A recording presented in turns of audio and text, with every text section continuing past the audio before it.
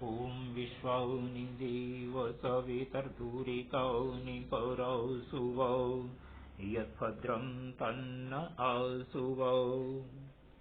मित्रों, स्नातक द्वितीय वर्ष की संस्कृत की कक्षा में आप सबका स्वागत है। हम सब अभिज्ञान शाकुंतल पढ़ रहे हैं और अभिज्ञान शाकुंतल में प्रथम अंक में 13 पद्य तक पढ़ चुके हैं। आज 14वां और 15वां पद्य पढ़ेंगे। 13वें पद्य में राजा कह रहा है कि देखो ये आश्रम का स्थान है। तो सारथी ने पूछा कि कैसे पता चल रहा है। तो 13वें पद्य में उसने 3-4 कारण बताए हैं कि देखो ये तोतों के जो है दाने इधर बिखरे पड़े हैं, हिरण निश्चिंत होकर के चल रहे हैं, उनको बिल्कुल डर नहीं लग रहा है कि रथ आ रहा है। इस तरह की बातें उसमें कहीं। तो सूत कहता है, सूतः सर्वम उपपन्नम। बिल्कुल ठीक है, जो कहो आप एकदम सही लग रहा है। राजा स्तोकम अंतरम गत्वा, राजा थोड़ी देर चलने के बाद माने थोड़ा देर और रथ आगे चलता है और उसके बाद राजा कहता है, तपोवन निवासिनाम उपरोधो मा भूत एतावद्येव रथम स्थापय यावत् अवतरामि।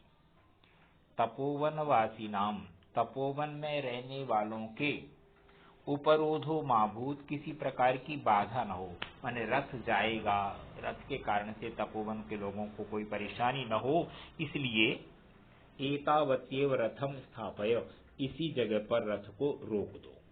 यावत् अवतरामि, तो मैं फिर उतर जाता हूं। राजा रथ को रोकने के लिए सारथी को कहता है कि रथ रुक जाएगा, आगे नहीं जाएंगे तो आश्रम वासियों को रथ से होने वाली जो परेशानी है वो नहीं होगी, मैं उतर करके आगे चलता हूँ। सूत धृताः परिग्रहाः, मैंने लगाम खींच दी है, घोड़ों को रोक दिया है। अवतरतु आयुष्मान, महाराज आप उतरे। राजा अवतीर्य, रथ से उतर करके सारथी को कहता है, सूत विनीत वेशेन प्रवेष्टव्यानि तपोवनानि नाम। तपोवन में प्रवेश करने के लिए व्यक्ति को तपोवन की तरह ही विनीत वेश वाला होना चाहिए। यानी हम तपोवन में प्रवेश कर रहे हैं तो राजा का जो ये परिवेश है ना, आभूषण आदि और हथियार आदि, ये सब नहीं होने चाहिए। इसलिए विनीत वेश है ना, सामान्य वेश में तपोवनानि प्रवेष्टव्यानि, तपोवन में प्रवेश करना चाहिए नाम, निश्चित रूप से। इदम तावत् गृह्यताम्, तो ये तुम लो,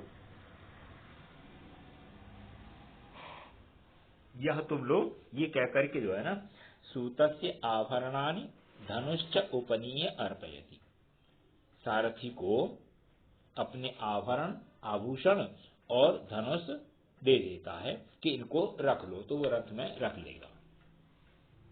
फिर राजा कहता है, सूत यावद आश्रमवासिनः प्रत्यवेक्ष्य अहम उपावर्ते तावत् आर्द्र पृष्ठाः क्रियन्ताम वाचिनः।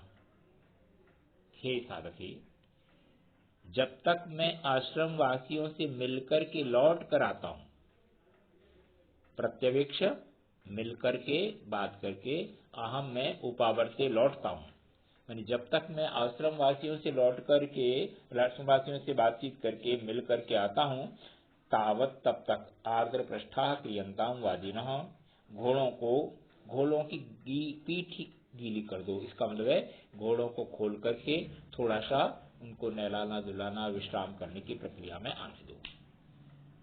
सूत तथा, राजा सूत कहता है, ठीक है महाराज। इति निष्क्रांता, ऐसा करके सारथी वहां से चल देता है, निकल जाता है, रंगमंच से हट जाता है। राजा परिक्रोम्य अवलोक्य च, राजा घूमता है और देखता है, इदम आश्रम द्वारम, ये आश्रम का दरवाजा है। यावत प्रविशामि, तो ठीक है मैं प्रवेश करता हूं। प्रवेश्य निमित्तम सूचयन, जैसे ही प्रवेश करता है उसे एक शकुन अपने शरीर में दिखाई देता है।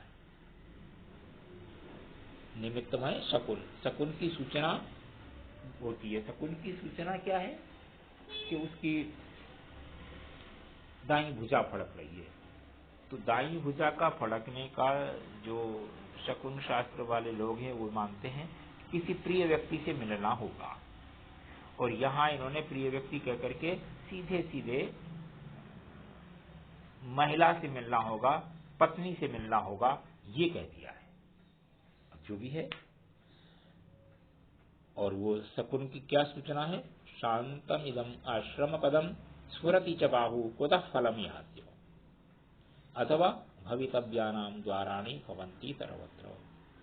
शांतम इदम आश्रम पदम, आश्रम पदम आश्रम का स्थान, ये आश्रम का स्थान शांत है। स्फुरति च बाहु, और भुजाएं मेरी भुजा फड़क रही है। कुतः फलम यहस्य, यह इसका मतलब भुजा फड़कने का। कुतः फलम, फल कहां से होगा? अर्थात ये आश्रम में रहने वाले जितने लोग हैं तपस्वी बहुत शांत प्रवृत्ति के हैं, इनमें विकार वाली बात नहीं है किसी तरह की। और मेरी ये जो दाई भुजा फड़क रही है, पर इस भुजा के फड़कने का फल, प्रयोजन, लाभ समझ में नहीं आ रहा। फिर भी अथवा भवितव्यानाम द्वाराणि भवन्ति सर्वत्र, भवितव्यानाम होने वाला जो होना है उसके द्वाराणि, द्वार, दरवाजे अथवा उपाय सर्वत्र भवन्ति, सब जगह होते हैं। राजा अपने मन में सोचता है कि भाई दाई भुजा का फड़कना इस बात का प्रतीक है कि सुंदर महिला से मिलना होगा, पत्नी से मिलना होगा। तो पत्नी का तो अर्थ ही नहीं है, वहां तो सुंदर महिला से मिलना होगा, ये अर्थ निकल रहा है। और फिर कहता है, मतलब सोचता है कि ये आश्रम शांत है, अर्थात आश्रम में रहने वाले जो व्यक्ति हैं वो शांत सामान्य प्रकृति के हैं। यहाँ सुंदर स्त्री मिलने का मतलब काम वासना वाली बात ही नहीं है। फिर ये भुजा का फड़कना, इसका फल कहां से होगा? और फिर नीचे वाले तुरंत ही सोचता है, नीचे वाली पंक्ति में कहते हुए, भवितव्यानाम द्वाराणि सर्वत्र भवन्ति, जो होनहार है वो सब जगह कहीं भी हो सकता है, उसका उपाय कुछ भी कहीं भी मिल सकता है। तो इसलिए हो सकता है, क्यों ये बात क्यों दो बार सोची जा रही है? कहता है कि दाई भुजा फड़क रही है, इसका मतलब है कि सुंदर स्त्री से मिलना होगा, समागम होगा। और ये आश्रम शांत है, आश्रम में रहने वाले शांत प्रकृति के व्यक्ति हैं, तो इसका फल कहां से हो सकता है? इसका मतलब है शकुन शास्त्र झूठा है। पर नहीं, शकुन शास्त्र झूठा नहीं हो सकता। शकुन शास्त्र जब झूठा नहीं हो सकता तब ये बात उसके मन में आती है, भवितव्यानाम द्वाराणि भवन्ति सर्वत्र, जो होना है उसके लिए उपाय सभी जगह पर हो ही जाते हैं। इस बात को कह करके और राजा देखता है।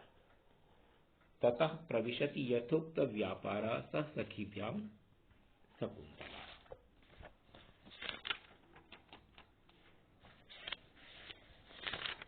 शांत, इसके बाद जो है ना, जैसे ही राजा आगे बढ़ता है, मतलब उस बात को सोच रहा है, नेपथ्य पर्दे के पीछे से एक आवाज आती है, इत इत सख्यो, इधर आओ सहेलियों, इधर आओ। ये आवाज पर्दे के पीछे आ रही है, रंगमंच पर नहीं है। राजा कर्णम दत्वा, राजा कान लगा करके, कान दे करके मतलब कान लगा करके उसको सुनता है, अच्छी तरह से सुनने का नाटक करता है। और क्या आवाज सुनाई देती है उसे?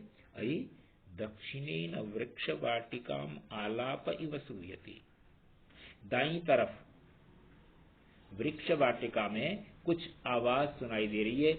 आलाप माने वार्तालाप सुनाई दे रहा है। ऐसा लगता है कि दाईं तरफ इस वृक्ष वाटिका में कोई लोग हैं जिनकी आपस में आवाज सुनाई दे रही है, बातचीत की। यावद अत्र गच्छामि, तो फिर मैं इसी तरफ चलता हूं।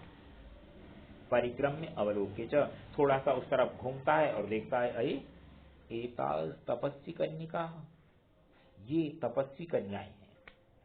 स्वप्रमाणानुरूपै सेचन घटैः बालपादपेभ्यः पयोदातुम इत एवाभिवर्तन्ते।